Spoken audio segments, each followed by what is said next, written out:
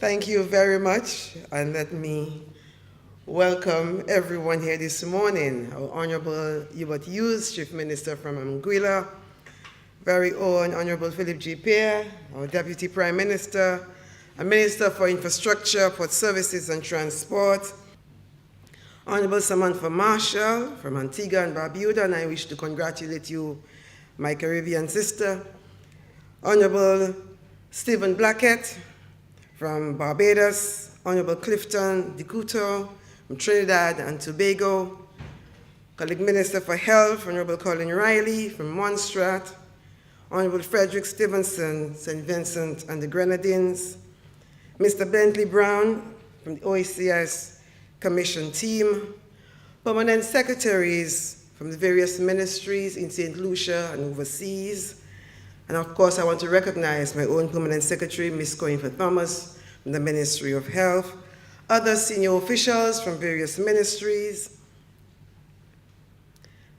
UN colleagues, including the resident coordinator for Trinidad and Tobago.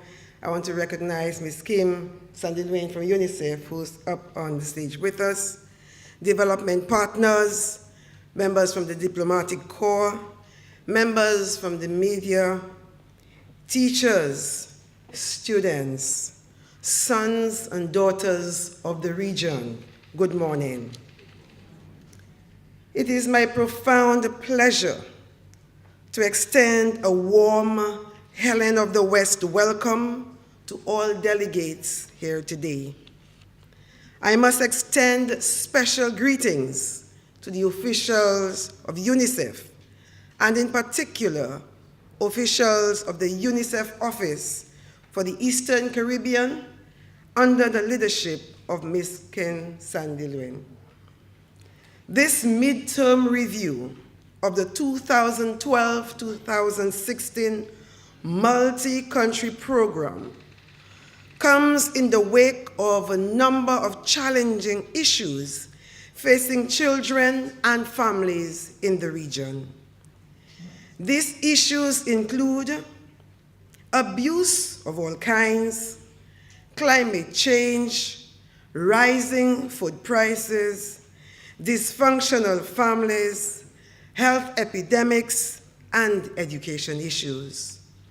And so the question is, how can we, as a region, respond adequately to these challenges within a dynamic global village which impacts so heavily on us?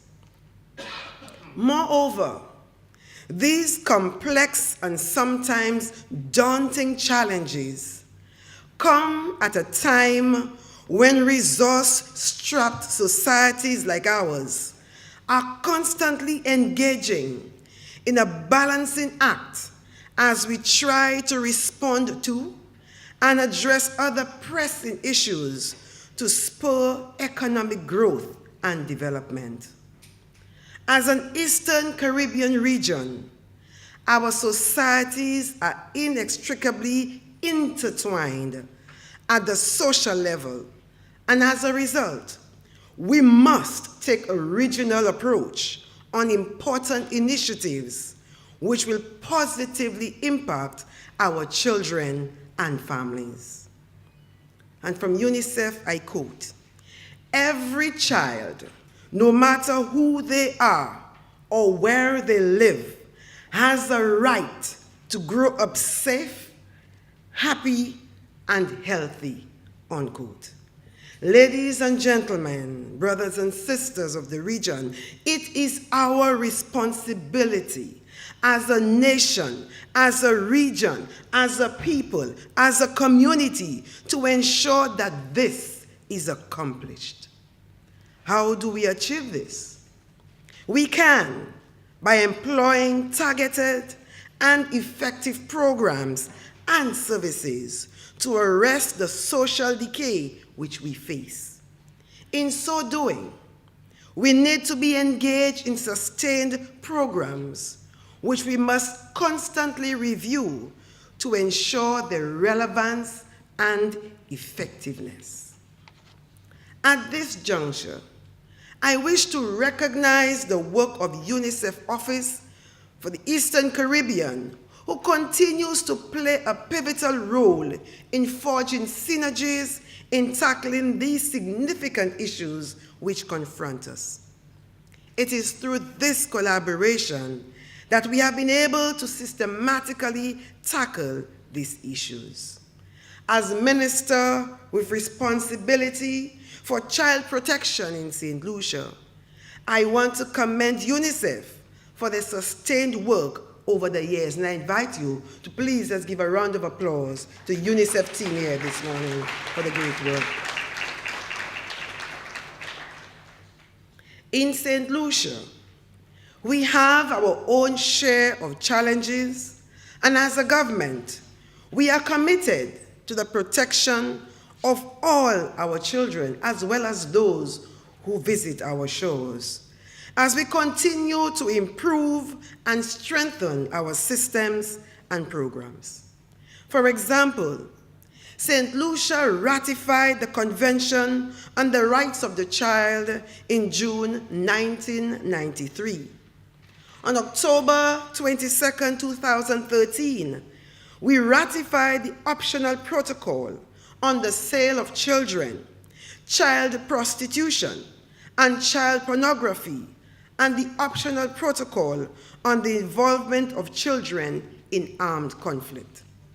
In September 2012, the Cabinet of Ministers approved the appointment of a 12-member committee referred to as the National Action Child Protection Committee, which its main objectives being to monitor St. Lucia's implementation of the Convention of the Rights of the Child and to act as an advisory body on the child protection matters. This committee will also advocate and coordinate action on behalf of children and families of this great beloved country of ours. It must be noted that one of the gaps within our child protection system is the absence of a national parenting program. Many of our young parents struggle with the notion of parenting. Therefore, St. Lucia has embarked upon a development of a national parenting program, which will provide parents with avenues for acquiring new skills and practices in their full attempt to build happier and healthier families. This program is in its final stage of development, and competent persons are currently being trained as facilitators for this program, which is expected to be undertaken island-wide. I am elated to share with you today that with the support of UNICEF, St. Lucia now boasts a data source on social issues by way of the multiple indicator cluster survey, which we only recently completed. Again, I wish to thank the Ministry of Social Transformation, UNICEF, UNFPA, and other government agencies for the efforts in data collection, data analysis, and reporting of data. As a government, we will certainly use this information to guide our decision-making and policy development as we seek to improve the quality of life of our children and families. Like many other islands, we continue to grapple with the issue of child sexual abuse. And in November 19, 2013, St. Lucia launched a massive campaign referred to as Break the Silence Campaign, which seeks to educate children and adults on the issue of child sexual abuse with a message to speak out, denounce child sexual abuse with the intent to break the stigma and shame that surround this troubling issue. It is no secret that proper child care is at the bedrock for developing our communities, societies, and our region into the future.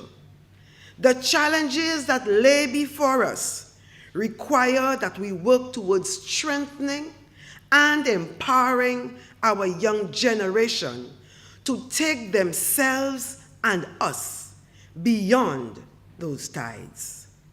As we grow as a region, we must begin to broaden our discussions to include key issues which face our children today. We need to bring discussions on corporal punishment and child sexual abuse to the fore at all levels of our societies. We need to deliberate on the saying, spare the rod and spoil the child, within the context of disciplining our children. Let us discuss in our communities, on the block, at town hall meetings, at the OECS and CARICOM levels. We cannot sit back and allow these discussions to take place only among a selected few when we all have to face the consequences of inaction. Child protection is everybody's business, and as a region, we in a few years to come can only receive what we as adults of today put in by way of commission or omission. In closing, let me say that a test of a society is how it behaves towards its children. And as H. Jackson Brown, Jr., author of Life Little Instruction Book, said, and I quote, "Remember that children, marriages, and flower gardens reflect the kind of care that they get," unquote. And so, sisters and brothers of the region, as we engage in the 2 days of review, let us ensure that we make the needs of our children of paramount importance. Let us make our policies and commitments indicative of the rights of the child beyond the signing of the convention which we have all signed on to. The reality is that we are charged with the responsibility of securing our future, and so we must provide the systems, policies, processes, and environment in which our children can develop to their fullest potential. We must conscientiously protect our children from all forms of abuse and denounce all practices that do otherwise. I once again commend UNICEF on their work throughout the region in providing leadership on children's issues. I want to make a passionate plea, again to UNICEF, to continue in its assistance to our children, the blossoming future of our land and the region, and by extension, the world. Any surrender at this stage could have and would have the effect of undoing the gains derived so far amidst the growing vulnerabilities confronting our children now more than ever. And I wish to quote from the late Dr. Maya Angelou, which is a Black family pledge, and I've tweaked it somehow. It reads, "Because we have forgotten our ancestors, our children no longer give us honor. Because we have lost the path our ancestors cleared, kneeling in perilous undergrowth, our children cannot find their way. Because we have banished the God of our ancestors, our children cannot pray. Because the long wails of our ancestors have faded beyond our hearing, our children cannot hear us crying. Because we have abandoned our wisdom of mothering and fathering our befuddled children, give birth to children they neither want nor understand. Because we have forgotten how to love. The adversary is within our gates and holds us up to the mirror of the world, shouting, regard the loveless. Therefore, sisters and brothers of the region, we have to pledge today to bind ourselves again to one another and to bind ourselves to our children, to embrace the lowliest of our children, to keep company with our loneliest children, to educate our illiterate children, to feed our starving children, to clothe our ragged children, to do all good things, knowing that we are more than keepers of our brothers and sisters, our children. We are brothers and sisters, and we are their parents. And I invite you to make this pledge and continue to work this pledge on behalf of our children. Let me wish all of you a very productive 2 days of deliberations. And of course, as Minister for Health, I encourage you to eat healthy, to act healthy, find time to walk, find time to exercise, and enjoy and bask in the beauty of St. Lucia's natural resources, primarily, of course, its people and its children. Once again, I bless you and I thank you. Have a good day.